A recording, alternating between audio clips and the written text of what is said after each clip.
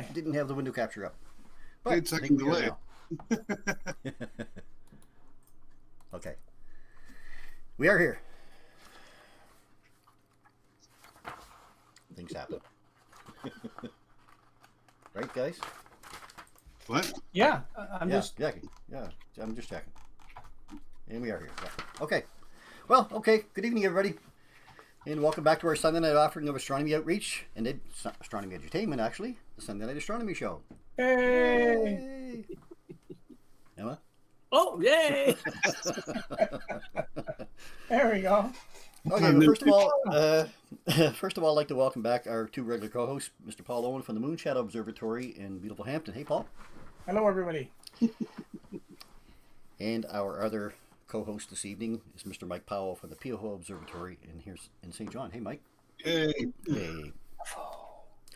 Okay, well, on tonight's episode of the Sunday Night Astronomy Show, many of you are just beginning to look up and admire the wonders of the night sky. Now, picture this, though. You're underneath a beautiful, clear evening. Now what?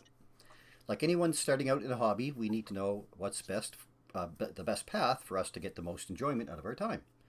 Stargazing can become a wonderful hobby once you know where to start, using your eyes especially. Tonight we invite back Emma MacPhee, for our friend and amateur astronomer Emma MacPhee, to have an informal chat around the very basics of stargazing. Welcome back, Emma. Thank you for having me. Hey! Don't get Okay. me lost here. Also tonight, Mike's going to bring back another binocular target of the week. Yes, he is. Yes, he is. Paul's going to deliver another Rosanna's fun fact. I is.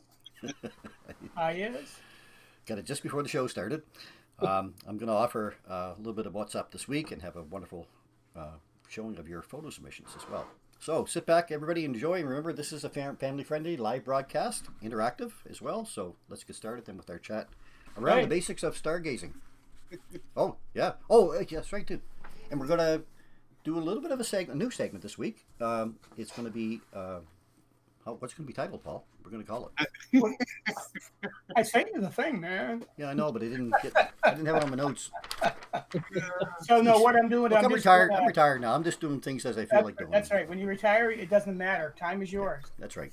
So no, I'm doing a segment on some books that we talked about for Christmas gifts, and I'm taking one and I'm doing some segments on it, just talking about astronomy education, and by doing that, we can get people familiar with the book and the type of content that's in there, and at the same time educate people on some things, and even educate myself, because the more I read, the more I discover what I don't know. So awesome. Sounds good.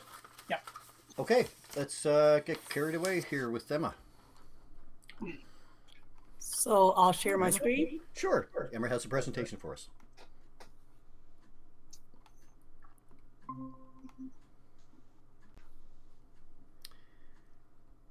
Now you're going to bring up your presentation and slideshow from beginning. Look at that. Boom. He's an expert now. Got it? And just move that stop sharing window just a little touch. There, perfect. There you go. Okay. oh. I really like your cover photo. It's really pretty. I love the blue gloves. I love the coffee. I love the VLT. I wish I could be there, but I think it's the VLT. It looks like it. It is, yeah. It is, eh? And all your aliens with the blue gloves. I mean, how precious is that? But you know what? Where do you start with all of this? Oh, by the way, thank you, Mike. That's really a pretty. I have it on my computer now as a cover. Right on my screensaver. It's really cute. Yeah. So where do you start? Well, I like your shoes, Emma. I did not put in there. Now my screen's not moving. Okay. Just click.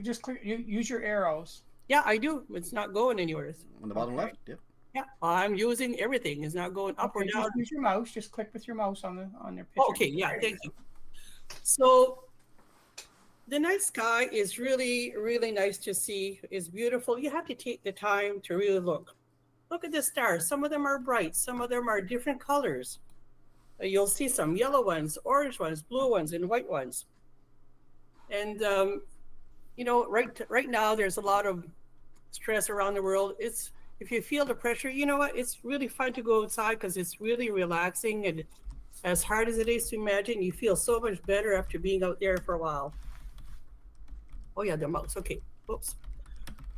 Um, you can look for star patterns like the Big Dipper. Stargazing can really help you relax.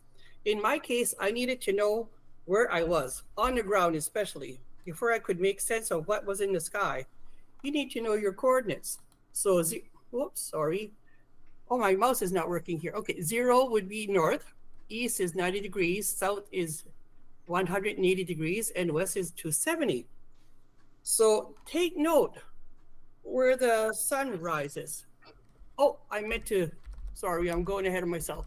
I needed to know this because we went out, the first time we went out, we went to our Garland Road site way on Indian Mountain area. And I followed a group of people. We followed this Irish town, the green line here. We went over here. We came across little streets, you know, in the woods, up and down, here and there. We followed Victoria Road all the way to the woods over here. Well, I thought we were there for a couple of hours. Ended up, people didn't leave till the sun rose the next morning. So I thought we were like something at the movies and it was easy to get out of there. No, I had to wait till 4 o'clock till somebody decided they were leaving because didn't know where I was. Didn't know where I was, north, south, east, west, or mountain, had no clue. So now I make sure I know where I am every time. So it's the same thing for stargazing. You need to know where you are. So take note of the sun. Where does it rise in the morning? This is a sunrise from my own, just off my balcony door here where I live, here in Moncton. And sunrises are really pretty over here. So then again, after that, once you know where your sun rises, take note where the sun sets. This is not my backyard, by the way. So take note where the sun sets and follow the sun through the day. Take note where it is. If you point your right hand towards the sun, the rising sun in the morning, and your left hand where it's supposed to set at night, well, that means you're facing north. So you have your right hand facing where the sun rises and your left hand facing where the sun sets. So you're facing north. So behind you is south. So at least now you have a little more sense of direction. If you're facing north, there's no planets to be seen there. You can't see the sun. The moon is never north. So it helps you a little bit to get oriented where you are. So if you remember the path of the sun, that's where you find the planets and the moon, of course. It follows this imaginary line. Is called the ecliptic. So right now, if you remember the sun in the daytime, at nighttime it's the same area that you would follow the planets and the moon also, and just to have an idea where the planets can be. So right now Saturn is visible to the south.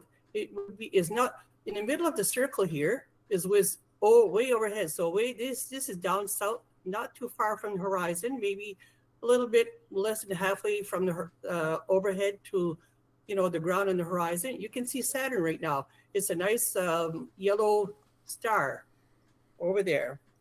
And I still use my star finder, and you can find star maps like this all over the internet. I also use heavensabove.com, which is a really nice site for almost everything that you want to know. So this has a lot of constellations, and your edges over here are the horizon. So there's a lot of stars to put in this little circle of stars. You can see, start with an easy target. Saturn is a really easy to see right now because it's south. If you have a nice clear sky, you can't miss it. It's really nice and yellow dot in the sky. So that's an easy one target. Another one would be Jupiter, which is if you follow this same line of where the sun and the moon are through the day, or the sun through the day, Jupiter is not far from the east. Right now it's at around 10:45 at night. It should be rising. So Jupiter would be a really bright planet to see. So that would be two nice, easy targets for a beginner, besides looking at the sun or the moon. So notice Saturn is way down here. It's closer to the western horizon by 10:45 tonight or a little later. You can see Venus just before sunrise. It's really bright. It's right just before sunrise should be just before this, and it's quite easy to see. And there's another bright star out over there. It's called Spica.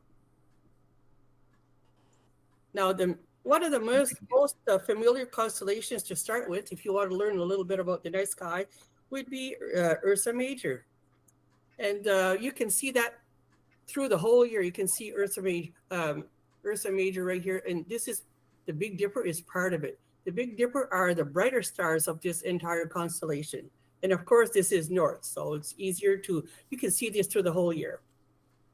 Oops, I forget this. I have to use my mouse. Sorry. So this is the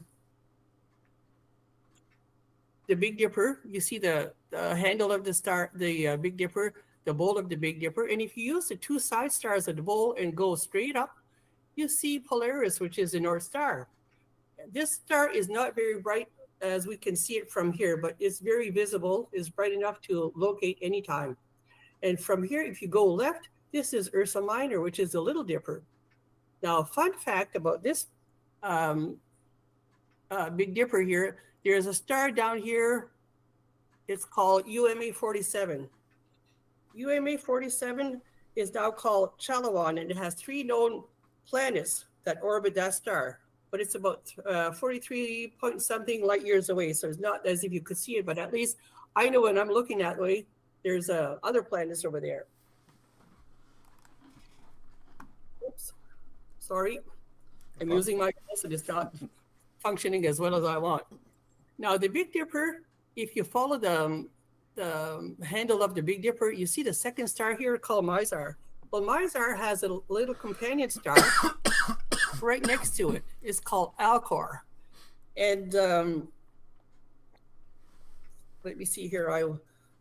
Mizar and Alcor, the companion stars, and this would be a test, like an eye test. If you really concentrate and look at this star here, the other one will pop right up. You don't see it if you don't pay attention or if you don't take a minute to look. Am I going too fast? No. No, not at all. So this is Mizar and Alcor in a bigger, like if you see it through a telescope or something, a bigger instrument. But they're really, there's a little more to this, but I just want to keep it simple there tonight. Oh, mouse, sorry. So when I first started way back in 2001, we only had access to paper maps. Now you can use your apps, your cell phone, your iPad, excuse me, your iPad, and you can just about find anything you wish. But one of the easiest way to do just on your own is to follow the stars of the Big Dipper here, which is down here, the 2 stars to Polaris. So you have a constellation here, Ursa Minor. And if you keep on going, you'll see that W in the star, which is Cassiopeia. The stars are bright enough to see a W. And a little bit to the left is Cepheus, another constellation. If you go down to the handle of the Big Dipper and you sort of arc this way, you'll go arc to Arcturus, which is quite a bright star. It's a yellow star. And this is Boötes, another constellation. And another one that's coming up in the spring. If you follow the bottom of the Big Dipper just down there, you see the Leo constellation. So these are nice pointer stars that will help you guide you a little bit around the sky, easy enough. And you know what? Keep track of your observations. Get a logbook. Excuse me. This is one of mine. It was an exceptional evening. It's an 18-hour moon. You couldn't see it with your eyes, but we had to use binoculars, and we got it. It was an 18-hour moon, and just like 1% illuminated. But within the next day, you could see a little crescent moon, and it's quite nice. So I wrote down the date and, very low to the east and things like that. So now I look at this, and I still feel the weather, how it was like on that day. And Kurt spoke about logbooks on the September 18 Stash show, so you can review his notes and to see how he takes his notes, and he has a lot of very, very nice details around his observations. Oh, sorry. This is another logbook from excuse me, John Wilmot. I have the chance to review observing certificates or observing details to apply for different observing certificates from RAS Canada. This log page is not a beginner object, but it was quite fun to see right away you know it's in the summertime. It's a globular cluster, and there's a bunch of details. But what got me about this page is you know exactly it was hot because there's a mosquito down in the corner of this page. And I got permission from John Wilmot from Ontario to publish this log page for us. But I really had a good laugh about this. But a lot of the observing details are fun to look at too, because there's a lot of funny stuff. Excuse me. Is that where you got the bug? Sorry? Is that where you got the bug for astronomy? Yes. No. Oh, here we go. So I got the bug for astronomy looking for Mars one night. You're looking for Mars. You know when you were advertising years ago how Mars was supposed to be as big as the moon? Well, Yeah. I was looking up trying to find Mars, and of course all I saw was dots in the sky and could not recognize Mars for you know. Anyways, it was a lot of reading and studying, and that's how I first started. The moon is the easiest object to see in the night sky. It's approximately 384,399 kilometers away. It looks it. Can you see it? Sorry. Yeah. Oh, there's, yep, Yeah, okay. up in the corner. Yeah. I thought we lost you for a minute. That's us here. This is Earth here, and way down there is the moon. There you So there's a lot of darkness out there. There's darkness because the sunlight is not hitting on us or on the moon. So it's and there's no atmosphere outside in space, but it's the easiest to see. So now do the math. If you get there by car at 100 kilometers per hour, it would take you 3,850 hours to get there. So that's no bathroom breaks, no coffee breaks, or about 160 days driving your car. So it's quite far away from us or our little planet here. But the moon phases. The moon, the new moon is coming up on November 20th, and astronomers prefer when there's no moon, because you have a lot more darkness in the sky, so you can see better. But the moon is really fun to see. You notice what I scratched off here, eh? The full moon last week. Mm-hmm. It says super moon, but I took that off. It says what? It said super moon, but I scratched it off. Yeah. Yeah. I thought you'd catch on that one. Yeah. Excuse me. The moon's orbit moves about 12 to 13 degrees each day, so it's never in the same place every night. But it's more fun to see when there's a terminator line. See this little line here, the dark line, where the sun is reflecting on this side of the moon. But this is full of shadows, and this is the fun part to see. You can see more like craters, and this is Mare Crisium, which is quite nice. And there's another crater here, Cleomedes, or I'm not too sure if I'm pronouncing it right. A lot of those names are Latin, and it's excuse me, and I'm not sure if it's the right pronunciation. But the full moon is quite nice. The dark places are called Maria. There's Apennine Mountains. I think this is where it is. And there's a lot of craters all over it. So it's really fun to study. I don't see the man on the moon. I see Lucy on the moon. This is more like some people say, the man on the moon. But anyways, you know what this is? This is the sun. This is a picture I took with my cell phone on Wednesday, September 27, 2023. There was a lot of smoke in the higher altitudes, way up high, and the sun was mauve that day. So this is a picture I took with my cell phone, but never look at the sky in the daytime without proper protection. This is another picture of the sky that I took this year, Monday, August 4th at 7:43 p.m. There was a lot of forest fires here in the mountain area, and the sky was really murky, but the sun was really pretty to look at. Sun halos are easy to see without equipment. So this is sunlight refracting through the ice crystals into high altitude clouds. So it makes a nice circle. We've seen quite a few of those. And there's a little sundog here. I took this at Costco, Moncton Costco. Yeah. So I always look up. Every time I go out somewhere, I look up because you never know what you're going to see. And this was in January, by the way. Yeah, but it's really pretty. Sundog. It looks like a little rainbow. They're best when the sun is low in the sky, such as after the sunrise or just before sunsets, and it's always 22 degrees to the sun. Sometimes they're on both sides of the sun. Sometimes it's just one side or the other. You never know what you're going to get. Mm-hmm. Ever see them? Oh yeah. Oh yeah, I see them all the time. I love them. I always look for them. Yep. Yeah.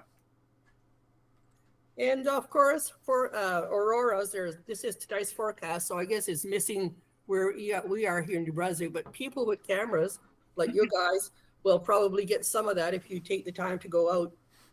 You can get some nice auroras or northern lights. But you just have to go on the aurora forecast on the website, and you can get those anytime.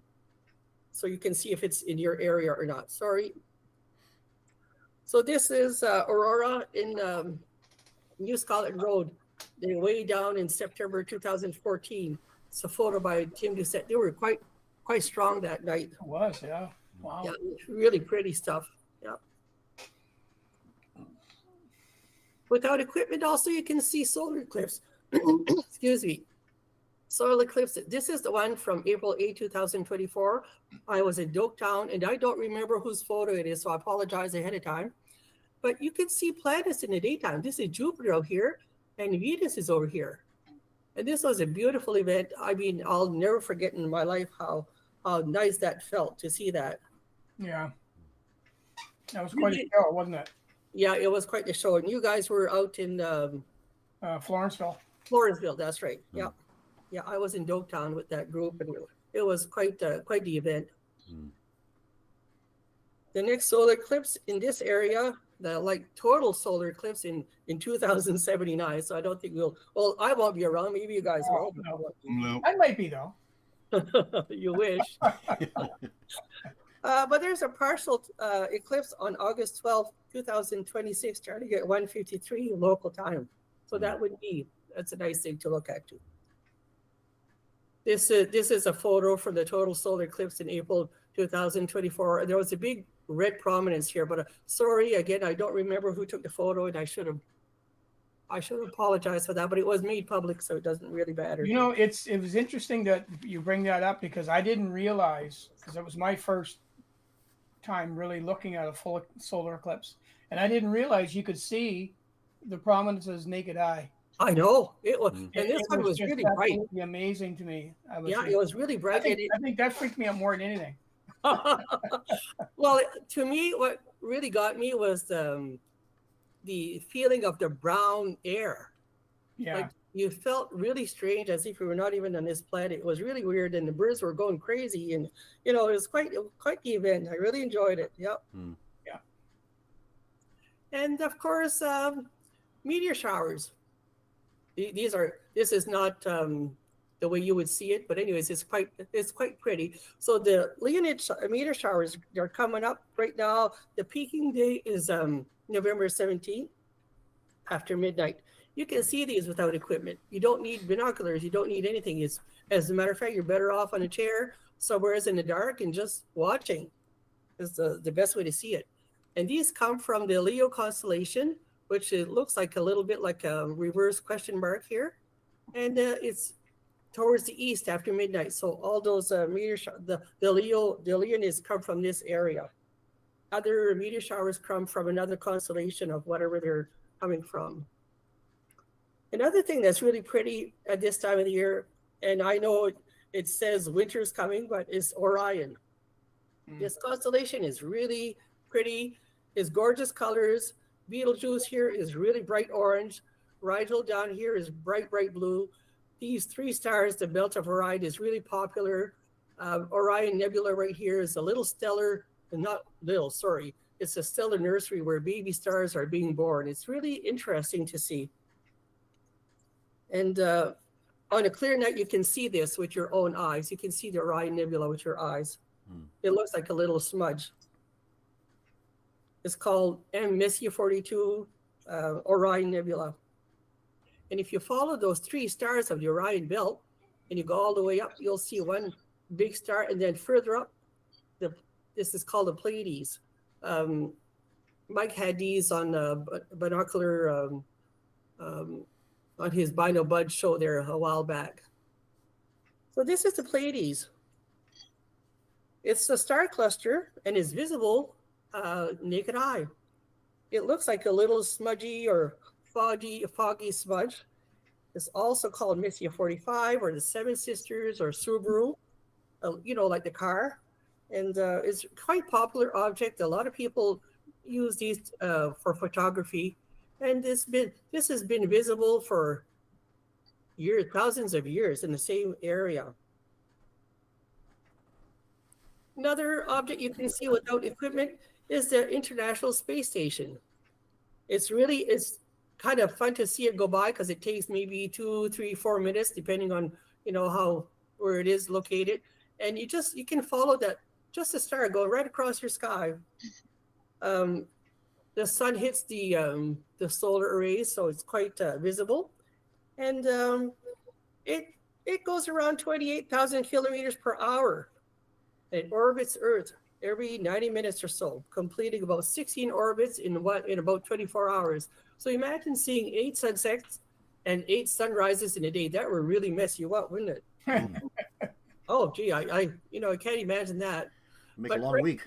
Sorry? It'd make a long week, wouldn't it? You must be very disoriented on there. But anyway, it's not my problem. I'm not going. Excuse me. These are the visible passes. This is from Moncton, by the way, so it's maybe not in your area, wherever you are, but you can find these International Space Station sightings online.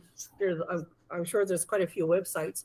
But on 13th of November, it's going by at 5:48 at night, and again at 7:23 at night. So that's about 90 minutes separation. You can see it twice in the same night. So when there's a minus number here on the brightness, that means it's very bright and it's quite nice. So it'll tell you this is 10 degrees south. So it's not very high when it comes up south. And then around 5:50 is a little bit higher, 16 degrees. And then it ends up at east, southeast. So if you know your directions and you know your coordinates a little bit, you can really aim to see this. You can even count it down like 5, 4, 3, 2, 1. Yep, there it is. It's really on time. And on that same night, there's a little later. Now, on the 14th of November, the next day, the minus 3.7, so that is very bright. I mean, you can't miss this. It's almost as bright as Venus. So this is at 6:34 p.m., 10 degrees again, southwest, and then it goes to 61 degrees, which is not overhead, but it's quite high up. So it takes about 4 minutes for this one to go across the sky. So it's nice and fun, and I see it and I wave. I figure they're not looking at me, but it doesn't matter. It's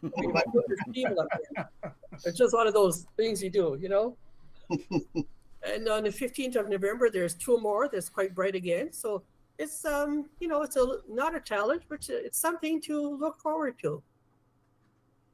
Of course, the seasons, our night sky changes with the seasons. So there's always something to see no matter where you are. For a beginner, on the Royal Astronomy Society of Canada site, there's observing certificate called Explore the Universe. It's aimed to the beginner astronomer. And those who complete the program, there's quite a list of things to see. You have to be able to say you saw some meteors, you saw the moon. There's quite a few features on the moon. You have to, locate a planet. Then there's quite a few other things to look at. But you find it on ras.ca under the Observing tab, and then find the Explore the Universe program. And you will be amazed at what you can see in the night sky. And it's really fun. And you don't have to be a member, do you? Nope, you don't have to be a member. It is free for anybody. It's open to all. It's free. So, yeah, it's quite nice. Yeah. Did you ever complete it? Maybe I shouldn't ask that question. Sorry. No? Makes me very angry indeed. Well, this is Marvin. Marvin the Marvin the Martian. Oh, yeah. Do you know the dog's name? Oh, no. I'm going to blow up the Earth. K9. K9. K9, yeah, that's right. K9. That's it, yeah. K9. And that's it for my talk. Thank you. Awesome. Well, thank you. That's great. That's awesome, Emma. No, thank you. Here you go, I've Jerome. redone this. I'm sure we did it again today at noon. So imagine. So, oh, so I stopped sharing. Yes, please. Yep. Okay, thank you. Awesome. Thank you. So you Okay. gotta find us again. Yeah. Yeah. There Well, you that's it. go. You know, there's a lot of stuff you can see with just your eyes. That was the There's a point lot tonight, of right? stuff. Yeah. And you It- don't need optical equipment. You don't need anything at all to start. You just need the patience and a good clear sky. Mm. No lights. Yeah. Well, No, if you have the opportunity to get a pair of binoculars, that is going to take you down that road, but it's not, like you say, it's not necessary right away. Meteor showers, you know, Oh yeah. lunar eclipses, sunrise, sunsets, Space all that, station. everything, aurora, yeah, Yeah. they're all good Just things to get see with your familiar. eyes. Just Exactly. get familiar where you are. You know. Right, yeah. And once you're familiar, it's easy to see things. yeah, Yeah. very much so. Thank you, Emma. Mm. Great Thank tips, you. sir. Okay, we're going to carry on with Paul. Do you want to do one of your talks now, or do you want to do one Yeah, I before can do Mike it. does his? Okay, Yep. we'll give you Yep. an opportunity in between. So, Yep. Okay. I'll do the night watch one first. okay, So look at that. Emma's got hers as well. And as you can see, Emma's is different than mine. Yeah. Which you got the third edition. A third one. Okay, so the And, one I'm holding is the fifth edition. And mine is And, fine. Oh, look at that. ooh, Who signed it for you? Very Terry simple. Dickinson. Oh, did he nice. really? Oh my goodness, aren't you lucky to have that? Yeah. That's fantastic. So, so what we're doing here is the Night Watch book is a book that I recommend anybody who's starting out in astronomy or anybody who's been in astronomy for a while, and you want to know things about parts of astronomy that you don't look at. This is probably one of the best values for a Christmas gift you can ever get. I think how much are they? They're like $40 at Amazon, or not Amazon, at Chapters. And what a great book. So I'm going to do a little segment from the show, 5 to 7 minutes of segment from different excerpts of this book as an educational tool, just to show you how useful they are. Because lots of times we'll talk about these books, we'll show them, we'll flip through the covers for like 3 seconds and put the book down, but we never really take the time to actually go through it. So I want to give you some of the information that's there that I've been learning. And I've learned a lot just in reading this book. It's amazing because I come from the taking the picture world. I don't know all that much about astronomy, not as much as Mike and Chris. But when I read books like this, I start to learn more. And for, like I say, for someone who's just getting started in astronomy, this is probably one of the best Christmas gifts that you're going to give anybody. So, having said that, let me get right into it. One sec. Let me get you on full screen, Paul. Yep. I gotta do my transition screen here first. I can't go full screen here, can I? Okay, you go ahead. I'm just getting this set up anyway. So, there we go. Not Okay. Find out how. Yeah, you let me know when we're ready, and then I will start A second, I think I can. Nope. as soon as I find the I'll section. just leave it. We'll leave it that way. You can't make it. Yeah, I know there's a way. Okay. One So more second. while you're doing that, I'll just keep talking. So Okay. in the very beginning of the book, there's a section in there called the universe, and oops, there we go. The universe in 11 steps. And what it does, it talks about our position in the Earth, and that it keeps moving out. I think it's 100 times in terms of these cubes and how large we are when we first start looking at astronomy, but then as we start moving out into space, how small we become. So it's a really interesting thing. So I'm just going to go ahead and read about the little clips as we go. So step one, let me just share my screen. And entire screen, there we go. Okay, so hold on, Paul, because I'm, yeah, okay, we got you. Good. Okay. Okay. So step one. So here's the Earth. So I'm just gonna read it right, and this is coming right from the book. These aren't my words. I'm reading it from the book. So step one, we begin with a true color image of the Earth, enclosed in an imaginary cube, 18,000 kilometers across. So when you look at that square, whoops, from one side of that square to the other is 18,000 kilometers. Somewhat larger than our planet's diameter of 12,756 kilometers. This is a manageable starting point as the Earth's dimensions can be easily grasped. Anyone traveling in a high-flying jetliner can see a hint of the Earth's surface curvature at the horizon. We think of our planet as substantial, yet it's only a mote of dust in the universe, as the widening perspective in the following steps will reveal. So let's go to the next step. Okay, so in step 2, so in this cube, the next step outward reduces Earth to a dot. Since each side of the cube has expanded 100 times to 1.8 million kilometers, the cube now comfortably contains the moon's orbit, a 756,000 kilometer diameter circuit around our planet. The distance from the Earth to the moon is almost exactly 30 Earth diameters, a modest leap that required just over 2 days for the Apollo astronauts to span.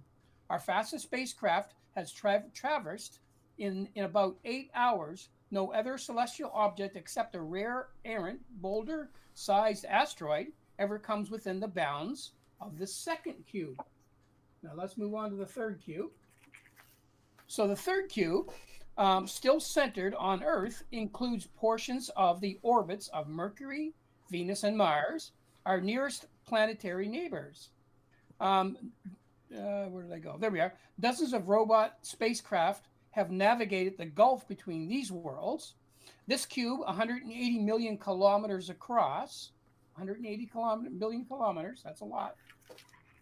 What's this that you were presenting? Show my screen anyway. Here we go. Something happened with Google, sorry. So this cube is 180 million kilometers across, is a little larger than a standard measuring unit known as the astronomical unit, or the AU. The AU is 149.6 million kilometers, or 93 million miles, the distance between the Earth and the Sun.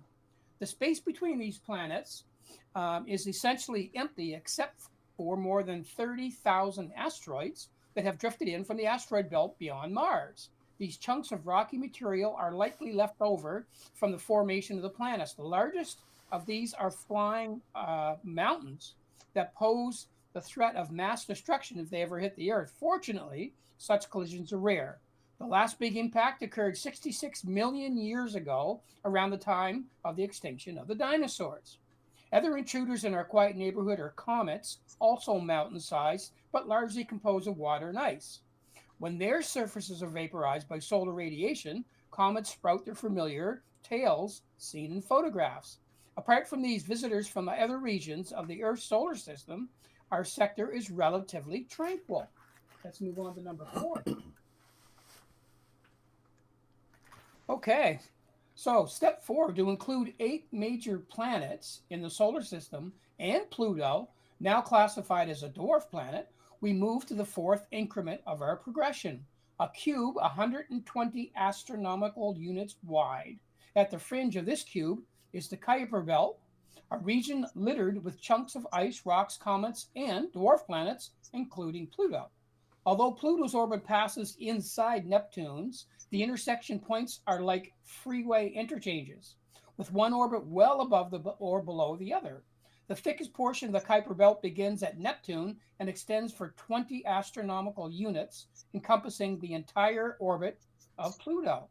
The belt's outskirts likely extend as far as 1,000 astronomical units from the Sun. Now, astronomers suspect there are hundreds of thousands of Kuiper denizens that are at least 100 kilometers wide, leftovers from the birth of the solar system. As seen from the edge of the 4th cube, all the planets except Jupiter and Saturn would be invisible to the unaided eye. Even those two would be inconspicuous little specks. On this scale, the blazing sun is the only object of significance. The planets, by comparison, are just debris orbiting around it. This was dramatically illustrated in 1990 when the Voyager 1 probe took a solar system family portrait and imaged 6 of the 8 planets. Earth appeared as merely a pale blue dot. Step number 5. Here we go. The 5th step outward produces a cube of 12,000 astronomical units wide, enclosing almost exclusively empty space. Pluto's orbit has shrunk to a tiny oval near the center of the Sun. From the edge of the cube, the Sun would appear simply as a very bright star. A haze of comets known as the Oort cloud, is emphasized for clarity in the illustration. If it is named for Jan Oort, the Dutch astronomer who in 1950 first suggested that billions of comets roam the fringes of our solar system. As large as this cube is, the nearest star is still 45 times further away. From now on, kilometers become useless for scaling distances. Even astronomical units will soon be cumbersome. For tabulating interstellar distances, astronomers use light years, the distance that light travels in a year at its constant velocity of, and I'm just going to round it up to 300 kilometers per second. Step 6, and there's only 2 more, folks. Our 6 increment takes up cube out to 1.2 million astronomical units. Think about that. The width of that cube you're looking at covers 1.2 million or 20 light years wide. The sun now assumes its place as one star among many. Our nearest neighbor, Alpha Centauri, is the triple star system 7,000 times further from Earth than Pluto is. Proxima Centauri, a dim red dwarf member of Alpha Centauri system, is the closest star at 4.24 light years. Distances between star systems are vast. A comparison of our stellar neighborhood reveals that the sun is brighter than average. Most nearby stars are dim, suns astronomers call red dwarfs. Just 3 neighbors are visible to the naked eye: Alpha Centauri, Sirius, and Epsilon Eridani on the edge of this step. The only sun in this cube significantly more luminous than our own is Sirius, which is the brightest star in the night sky. Each star in the sun's vicinity has several cubic light years of apparently empty space around it. In fact, the space between stars, called the interstellar medium, or the ISM, is not a perfect vacuum. On average, the ISM contains 1 atom per cubic centimeter, compared to 1 million trillion atoms in a cubic centimeter of air at sea level on Earth. These interstellar atoms are primarily hydrogen gas with a smattering of dust. The only substantial objects that may exist between the stars are Jupiter-class planets floating alone, and black holes, and gravity wells created when certain types of massive stars explode. And finally, for step number 7, step number 7 is the 7th cube in the outward march, 2,000 light years across, enclosed an estimated 2 million stars. A guess, as most are presumed to be, as yet undiscovered red dwarfs. This is several thousand times more stars than are visible from Earth with the unaided eye on the clearest nights. The stars seem to crowd on top of one another, but this is simply because we're showing so much in such a small space. Remember that the stars are all many light years apart. Although the vast majority of stars seen on a typical clear night are contained here, the total number of stars found in this celestial cube represents less than 1,000th of 1% of the populations in our star city, the Milky Way galaxy. So there you go, just to give you an idea how small we are when looking at that. And I want to thank Night Watch for putting this book together. Well, the guys at Night Watch, Taryn Dickinson, and I think it was, who else was on this one? Ken Hewitt-White. Absolutely fantastic information. That's just getting started into the book. So already we've learned how far things are apart, where we are in place and time, and so on. So anyway. Awesome. That's it. Hang on, Paul. I'm going to go back to our normal view here. Bring us all back. Here we are. Yep, you're off, Chris. Yeah, I'm going to come back. Yep.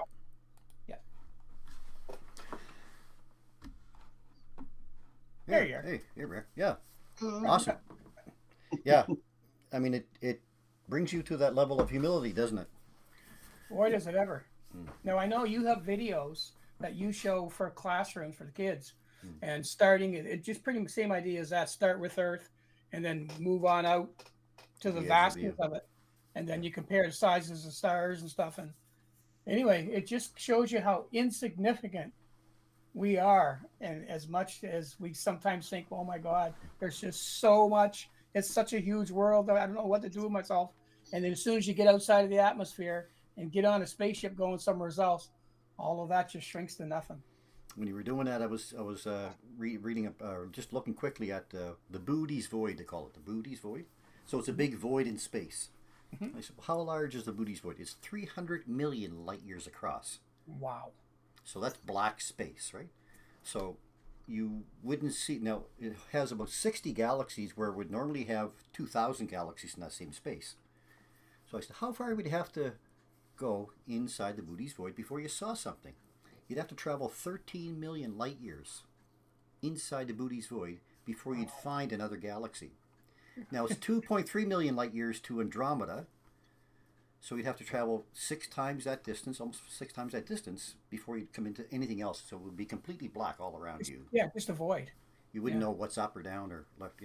Well, that's one thing that impressed me about that little section there was how many atoms are here on Earth and how many atoms are out there. Yeah. Unbelievable, which is kind of what you're talking about. Yeah. All right. Let's bring us back to Earth again. And we're going to go to Albino Bud. Bud. For a binocular target of the week. Oh, binocular target of the week.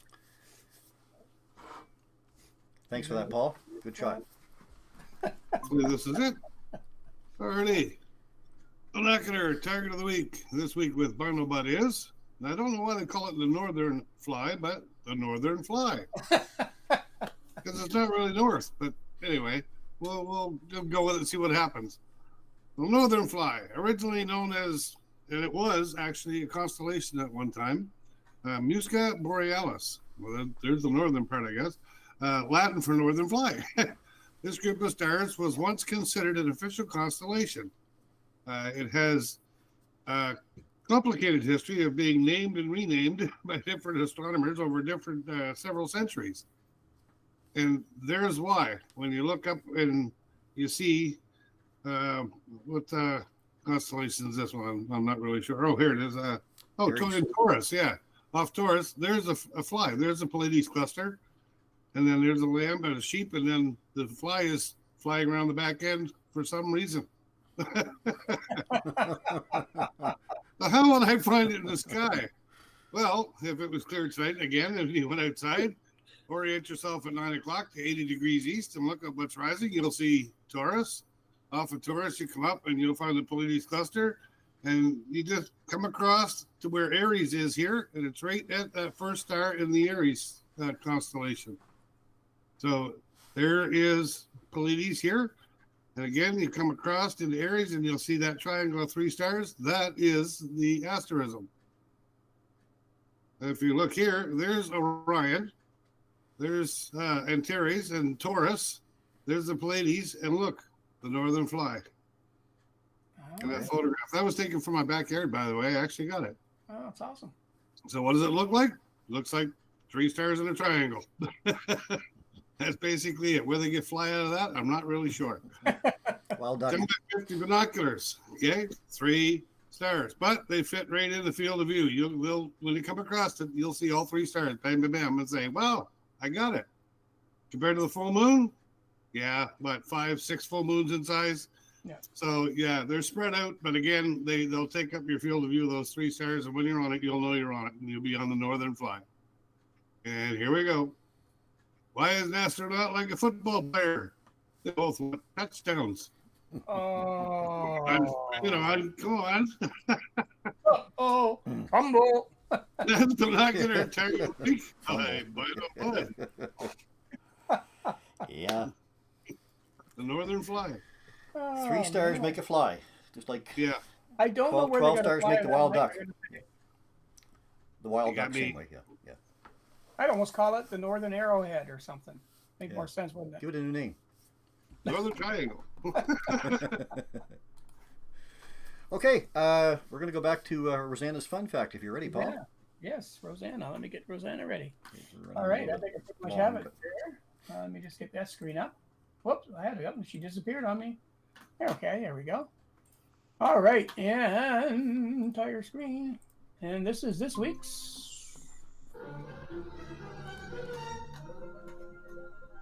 Rosanna's Fun Fact. Yeah. Wow! Welcome back, Rosanna, for another absolutely wonderful fun fact. and I can't wait to get into this one. So Rosanna writes, "Hi, Paul. In our viewers tonight, if any of our viewers tonight were born after November the 2nd in the year 2000, then there was never a time in their lives when every living human being was on Earth at the same time. November the 2nd, 2025 marked the 25th anniversary of constant occupancy of the International Space Station." Let me get the photos up here. Bear with me. There we go. I'll make that bigger so you can see it. Okay, so NASA astronaut Mike Finke inserts a cryogenic storage unit containing research samples into a science freezer for preserving and later analysis on the International Space Station. So sadly, though, the ISS is showing signs of wear, and the decision has been made to bring it down sometime in 2030. Here are a few fun facts to mark this 25th anniversary. The orbital laboratory is operated through a global partnership of space agencies, including NASA, Roscosmos, the European Space Agency, the Japanese Aerospace Exploration Agency, and the Canadian Space Agency. Roscosmos, the Russian agency, is withdrawing its support 2 years earlier in 2028. More than 280 spacefarers from 26 countries have visited the International Space Station, 170 from the US alone, according to NASA. About 356 feet long, the space station is bigger than a 6-bedroom house and has 6 sleeping quarters, 2 bathrooms, a gym, a 360-degree view bay window. The space station also has enough docks for up to 8 spacecraft to be docked at one time, although this has never happened. The most astronauts ever aboard at one time is 13, and this has happened more than once. There we go. This chart shows the most cumulative days spent on board. So you can see there's a list of people there. And the one that's been there the longest was Peggy Whitston. And let's see, there's Suni Williams, Don Petit, Jeff Williams, Mark Van Hay, Scott Kelly, and Butch Wilmore. NASA astronaut Frank Rubio holds the single space flight record at 371 days. He was never supposed to stay that long, but a piece of space junk, or perhaps an asteroid, hit his Park spacecraft, causing an uncontrollable radiator leak. A previous fun fact recounted that was a harrowing ordeal. Now, due to their extended stay in microgravity, the astronauts couldn't walk and had to be carried at first upon their return to Earth. One good thing that came out of their extended stay was the chance to study the health effects of being in a space environment for that length of time. A recent review article found on www.nature.com, astronomy.com, and on pubmed.ncbi, I won't go through that anyway, this past October states that spaceflight significantly impacts the immune system, leading to dysfunction and increased susceptibility to infections. Spaceflight stressors include microgravity, cosmic radiation, psychological stress, and circadian disruption. These stressors disrupt immune balance and enhance microbial virulence. Much study needs to be done to protect astronauts. Let me just flip to the next one. There we go. Health, especially when considering the trip to Mars or the scheduled lunar space station. Canada is a major partner in the already ongoing creation of the LOPG, the Lunar Orbital Platform Gateway. Just like this is the season for your flu and COVID vaccine, there may be one day be a vaccine to boost your immune system for space travel. I wonder if this is a side effect of the vaccine. In health considerations aren't enough to think about, the ESA released a report in late October stating they had just finished simulating a solar storm equal to the Carrington event in 1859. Their finding made quite the headline. No spacecraft would survive. The European Space Agency staged the exercise and its mission, excuse me, control center in Darmstadt, Germany, to test how its satellites and operations teams would respond to a solar superstorm rivaling the 1859 Carrington event, the most powerful geometric storm ever recorded. Capable of causing severe electronic disruption, the simulation was designed to test spacecraft operations and space weather preparedness ahead of the Sentinel-1D mission, which launched on November the 4th. And this, what you're seeing here, this image, is the Arianespace Europe's long-standing primary launch provider flew the Sentinel-1D Earth observation satellite aboard the third Ariane 6 launch of 2025. The flight, only the fourth ever flown by the Ariane 6, successfully launched on Tuesday, November the 4th, from the ELA at the Center Spatial Guinesses in Kourou, French Guinea.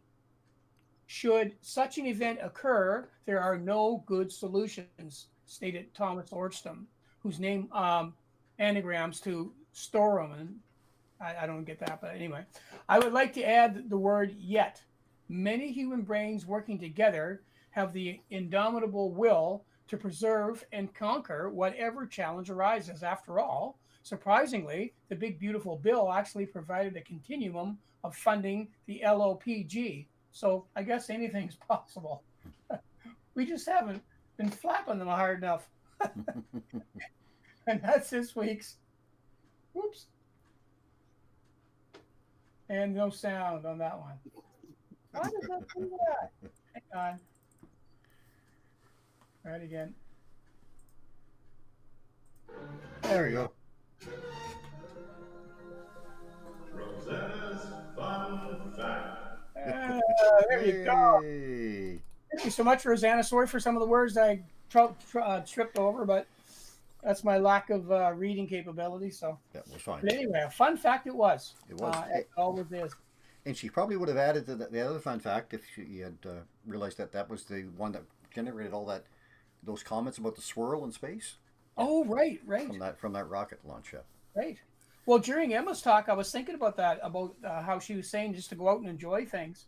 And there are man-made things that we can go out and enjoy now. We got the Starlink launches. We've got the space swirls now that we're seeing. We've got the ISS going across. I mean, there's so many things that we're doing ourselves that are still kind of cool to watch. Yeah, to get exactly. Right? All right. Thanks, Paul. And thank you, Rosanna. Thank you. Another interesting topic. Okay, I'm going to go quickly to photos. Give me a sec here. I'm going to put us into transition mode just for a second for the visitors at home. And so I can open up my file folder here and bring up my photos. Hopefully they come up. Oh. All right, let's go here, and I think I can go share that screen. Share screen window. Going to be this one. And, hang on. There. There we go. There we go. Show my screen anyway. Okay. And back to our audience, which is right here. Okay. Can I double click on that one? No, I can't. Okay. So let's go with some photos. And here I can do there we go. That's better. Okay, we got these ones from Irene Doyle. Irene says the moon over Campbellton and the sunset in the other direction. She said, I'm always looking up. Nothing spectacular, but I'm really enjoying it, she said. So there you go. Just like Emma was saying, one on the one side, one on the other. Yeah. Good job, Irene. Thanks for those. Nice. Mark Ficken sent these in. He says something for the show. Chris, he says, an autumn favorite for many in binoculars and a Richfield refractor. Mosaic of the double cluster region, acquired locally in Bronte with the C-Star S30 in AS mode. 10-second exposures over 32 minutes, denoised in C-Star app and adjusted in phone, he says. So, there you go. It's old double cluster. Yeah, they're nice, eh? Yeah. We were showing them last night. Yeah, we were. Yeah, that's right. Where's the cowboy? He's not the double, is he? No. No, he's not. Inside of it. That's right. Okay. Thank you for those, Mark. Going to go over to Audrey Sonoika's pictures here. She says, hello, Chris, Paul, and Mike. Hope you had the chance to enjoy the Beaver Moon this month. She said it's been spectacular when the weather allows us to view it. I'm attaching some photos. She says I took the moon as it was setting. The photos were taken in Maces Bay, and the moon is setting over New River. I used the Pokologan Tower as a reference in the photos to see how much distance the moon travels in such a short time.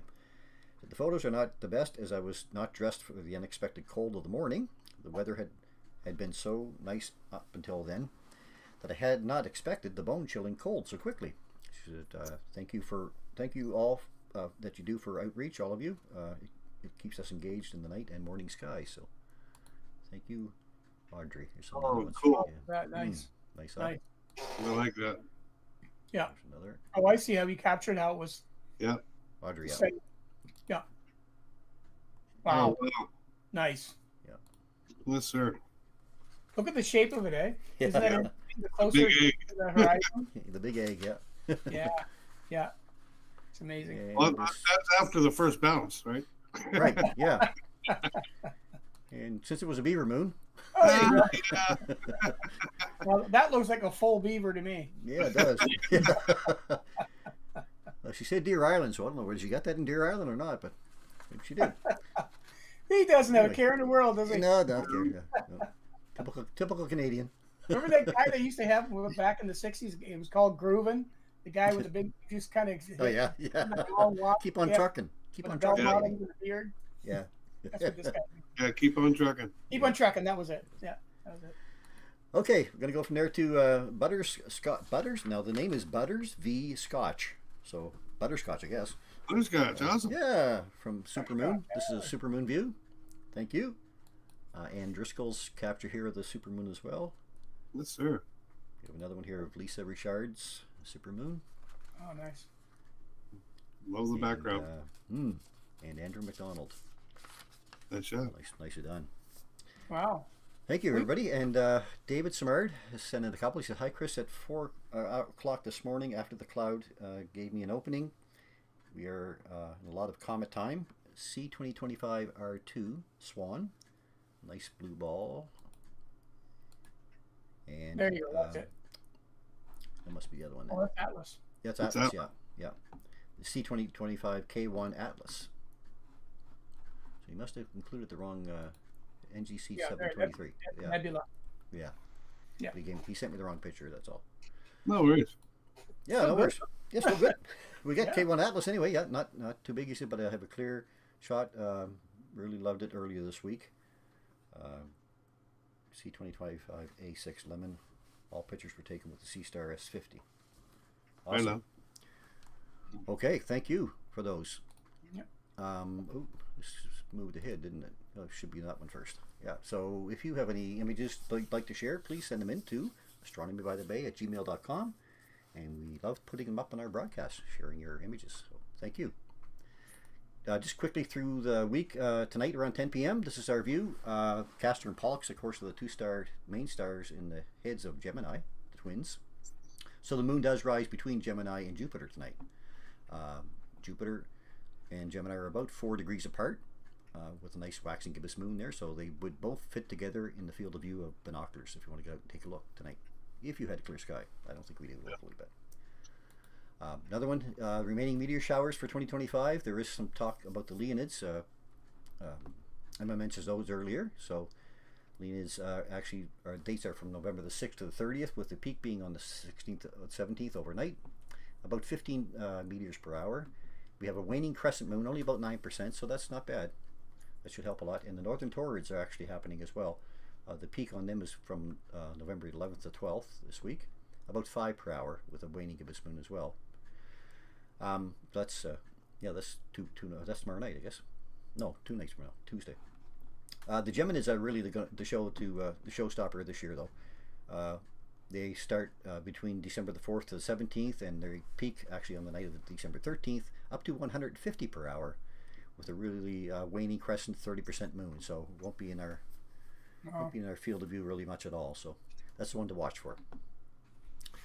Okay, from there, from the 11th to the 25th, there's the diagonal light. He's going to be available again in the east before sunrise. Now, at this time of year, the zodiacal light is the faint pyramid-shaped glow in the east about an hour before sunrise, caused by sunlight that's reflecting off of dust particles that are in the same plane as the planets in the solar system. So that's kind of cool to see. You got to be in a really dark spot, I guess, to get that, right, Paul? Yeah. If you go, we got it out. Trudy and I got it out in out her way at Forbes Beach. Okay, good. Yeah. And our sun, of course, this week. This is the flare that was released today. These two groupings of sunspots here. The sun is getting active again, I should say, getting angry again.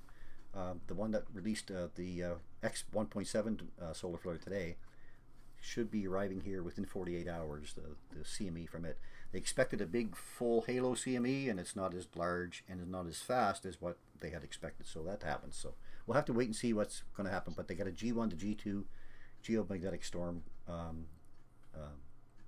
suggestion for the next couple of days. So we'll watch out for that. Lisa's lookup. Lisa puts out this great chart for us. This is her November chart, which gives us the event, the date, peak time for the event, and your seeing tools, naked eye, binoculars, or a telescope. You can find Lisa at Ruby Moonbeams on Instagram, Mastodon, Facebook, Threads, and on Blue Sky.